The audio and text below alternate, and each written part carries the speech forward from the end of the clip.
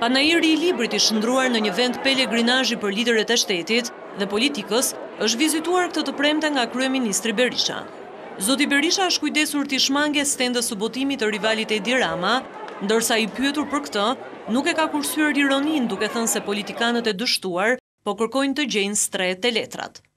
U mora me shkrimtarët e vërtet dhe lash me një anë dështakët e politikës që duan të shtrohen në shkrimtar, por bëra një gjë.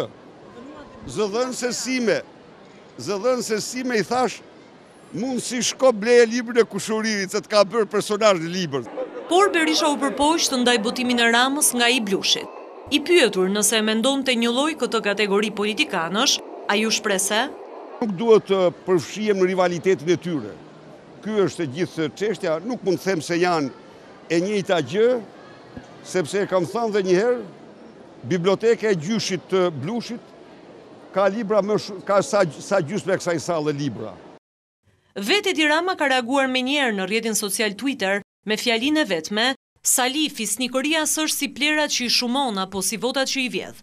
O e ke ose ke, a Zoti s'të ndihmon dot në këtë pikë." Vizita e Berishës në Panajër ka vjuar në stendën e Kadares, nga ku ka marrë librin e tij Aksidenti, por jo edhe kujtimet e Elena Kadares. Botimi më i përfolur i ditëve të fundit, gjës për të cilin gjithsesi ka një justifikim, pasi deklaroi se nuk i pëlqejnë memuaret.